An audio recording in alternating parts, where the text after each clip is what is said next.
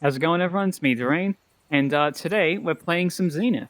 So today what we're going to be doing is basically just talking about some swordsman tips for the blademaster class, and I'm just going to be giving you some tips about some things that I've learned along the way, and yeah, just maybe hopefully teach you how to be a better swordsman in the world of Zenith. So if you just like get inside my head like that, we can discuss some things that we can do with these two swords here.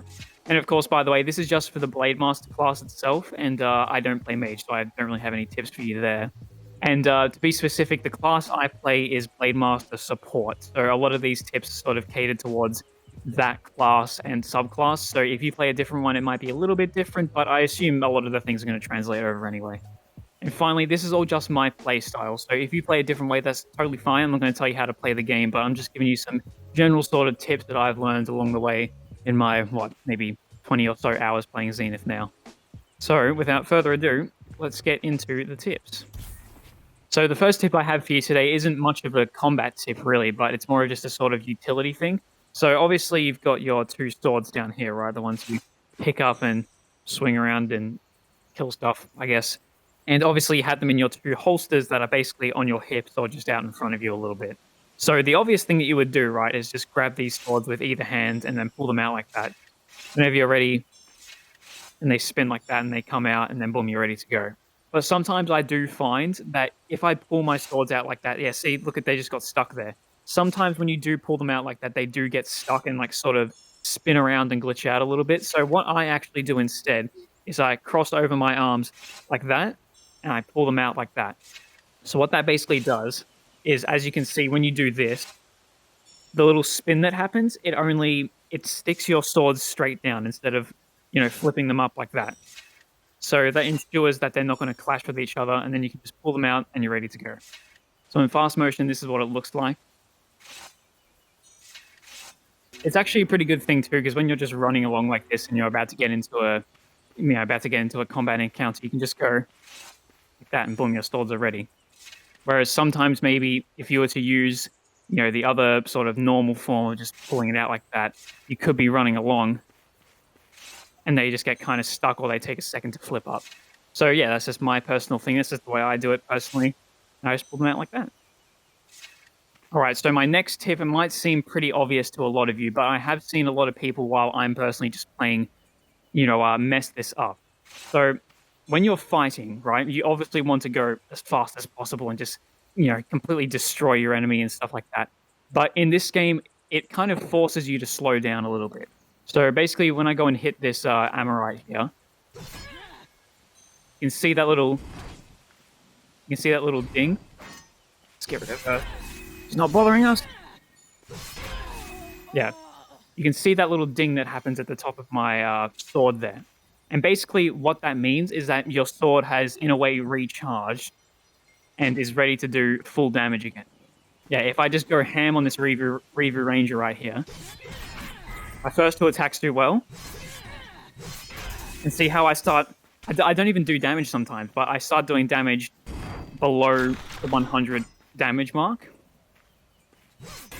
And basically what happens there is you need to wait for that little ding thing to appear above your sword in order to do a full strength attack. It's probably better if I show you on this mini boss over here. So let's just try that. So you'll see first two attacks in the high 100. But there you go. See, those two attacks I did there did damage below 100. So you have to wait for that little thing to appear at the top of your sword in order for it to do the most amount of damage. So basically what that results in is the pacing of the combat is lower. Also, I'll take this opportunity to show you now, just in case you didn't know, those little red spots that appear on the enemy's arms or appendages, you want to hit those, because when you hit those, it'll shatter. It'll make a little shattering noise. And when it does, that'll fill up their stagger meter more, so that you can stagger them quicker and then therefore do the extra damage and, just go ham on them like that. So if we can just do that quickly. You see? And they instantly staggered. Now, you finish them off. There we go. Yeah, that's just the little weapon recharge thing. I know a lot of people probably know that, but I have seen people, while I'm playing, just go friggin' absolutely hammed, just shaking their swords around like that. And I guess it's in place to sort of stop that and force you to slow down and do more methodical sort of strikes. But yeah, just in case you didn't know, that's what you got to do. So my next tip is this, right? So obviously you have two swords in this game, and when you pull them out, you're obviously wanting to sort of do that and basically swipe with them both at the same time. And it can be good. It can be good in some ways, and I'll show you that just later. But I used to, before getting up to the level I'm at now, which obviously isn't max level, but is a lot higher.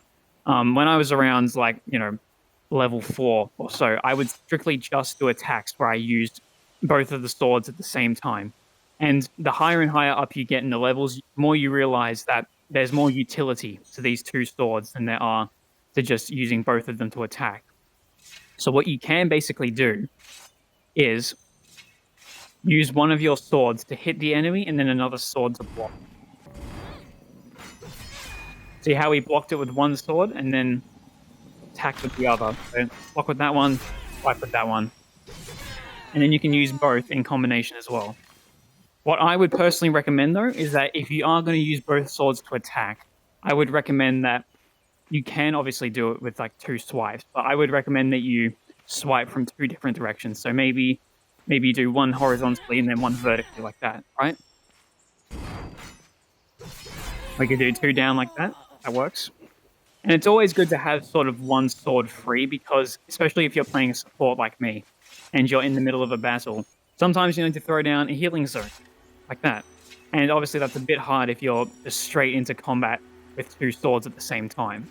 Okay, so my next tip is something sort of concerning the meta state of the game. So if you do play Blademaster yourself, then you'll probably realize that compared to your Essence Mage counterparts, you are a little bit weaker. And that's just a fault of the balancing, obviously, and there's not much we can really do about it until the devs decide to fix it. But I have noticed that there are certain attacks that you can do in terms of, swiping down or to the left or to the right that can actually do more damage in the long run. So if you've got like a particularly difficult enemy that you need to take out, then I would recommend you use these next few attacks. Or this next one attack that I'm about to show you. Probably the most powerful attack you have in your arsenal is the dual-bladed downward power strike. So basically you charge up your swords like this with rage, which you can't really see there yet because I haven't used any. And then you just simply swipe down like that. As you can see, I just two-shotted that thing. That is definitely the most powerful attack that you, as a Blademaster, at least from my knowledge, can do. So we've got an Ent over there. Let's just try and destroy that thing with these attacks. And I'll time how long it takes me and see how long it takes to kill this guy. There's 1. 2.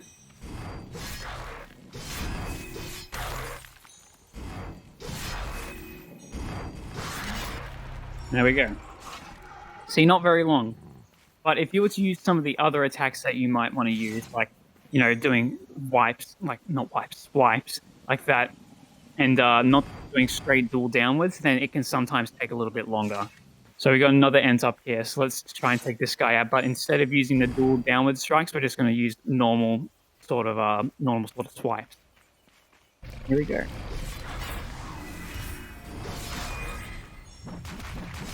You can already kind of see how much longer it's taking me.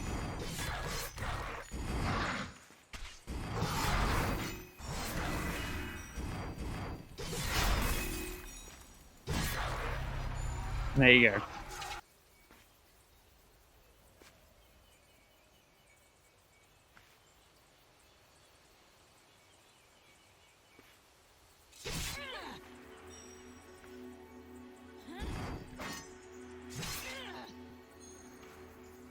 Both of your swords at the same time.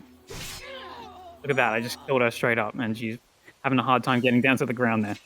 But as you can see there, that did a lot of damage, and it's a pretty good range attack, especially considering that you're a melee class. Having the ability to throw your swords and have it actually do a pretty good amount of damage is definitely handy. If you're in a pinch, just throw your sword, and it will do a good bit of damage. Let's try and finish him off by just throwing our swords. There we go.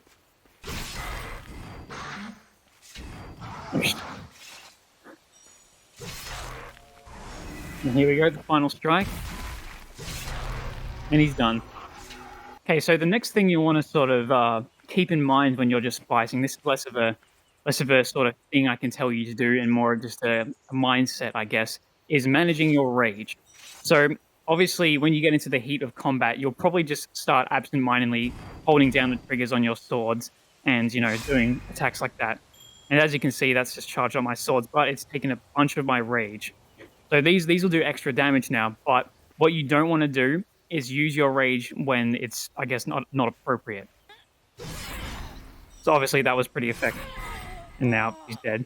So obviously you can see one of my abilities there is by doing a dual side swipe like this, I send out a ray of healing beams, and then that also charges up my swords for extra damage. That healing beam only affects allies, right? So I don't want to be using that sort of ability accidentally while I'm in combat. So something you've got to keep an eye on is when you're doing these side strikes with the swords like this. That obviously activates a different thing, but you've got to be very careful with what you do. Because otherwise, you can very quickly lose your rage. Okay, so the final couple tips I've got for you here is to do with this dash ability. As you can see there, I can just dash in whatever direction you want. That's just like a baseline ability. Okay then, just like a baseline ability that I'm pretty sure every melee class has. So you can use this obviously to like evade your enemies in combat. Obviously, if I want to dodge these arrows that can fire at me, I can just dash to the side like that. Or I could have dodged that attack. See, I'm in an area of damage right now. I can just dash out of it.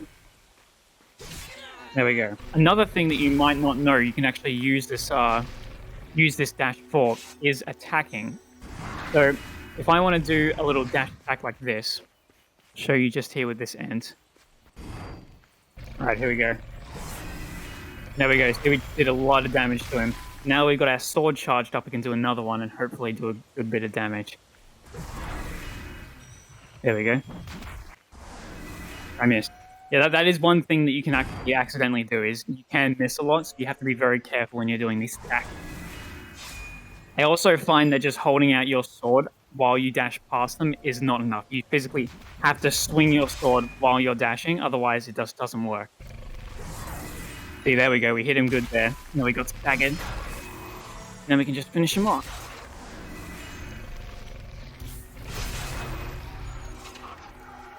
Yeah, I definitely enjoy doing those little dash attacks. They are a lot of fun, and they're actually pretty effective sometimes too. Let's just try again on this person here. See, there we go. That pretty much killed her instantly. Okay, and the final sort of tip I have for you now is just to get creative with your combat. I'm sure combat can get kind of boring if you just sort of do the same, you know, boring downward, left, right, friggin' attacks all the time. It can get pretty stale. I can imagine that. So what I'm sort of imploring you to do is come up with your own sort of fighting style or your own sort of stance, as it were. So if you've ever played Warframe, basically a stance is like a combat style that you attach to a weapon. And basically what you can do is create your own sort of fighting style, because you can just freely operate this sword however you want. So one thing I like doing personally is taking this sword especially and just sort of turning it upside down like that, and then doing an upward strike like that, and then following up with a dual downward strike. So what that basically looks like in execution is this. So I'll charge up both my swords, flip one like that, and it's a good sort of little combo move, I guess. See, that one was good because we hit the stagger thing too. But yeah, definitely come up with your own sort of combat styles. I especially love jumping as well when I'm in combat. And you know what? Even though I have been advising you this whole time to wait for the little ding thing on the top of your sword, you can get away with it sometimes, especially when you're going up with like sort of weaker enemies like this. You can just sort of have fun with it. But I would highly advise, if you're going up against like super tough enemies, you gotta wait for that ding. Otherwise, it's just not worth swinging your sword. So if you've watched the video the whole way through and you've listened to all the tips, then your fighting style, or basically my fighting style, could look something like this. We're going to start with a dash attack like that, just to weaken her. That. Jump up. Dual downward. Upward. All downward. There we go. Done.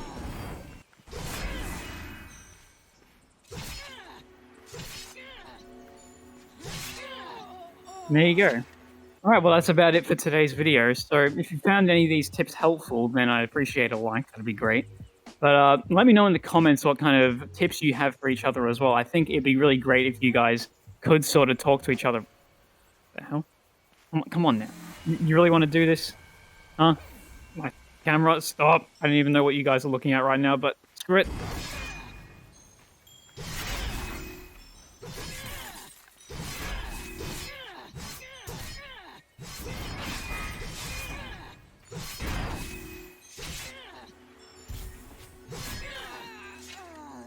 Okay, well, I don't know what the hell you guys just saw there, but I promise you, I just destroyed the f*** out of that friggin' enemy. So, yeah, give each other tips in the comments. I think that'd be a really great idea, especially for things that I might have missed or don't really cater to my playstyle, but might cater to yours. So, yeah, just go down to the comments, talk to each other, be social, you know, stuff like that. And, yeah, I hope you enjoyed the video. If you enjoyed, like, subscribe, maybe join the Discord if you want to. And, yeah, that's about it. See ya.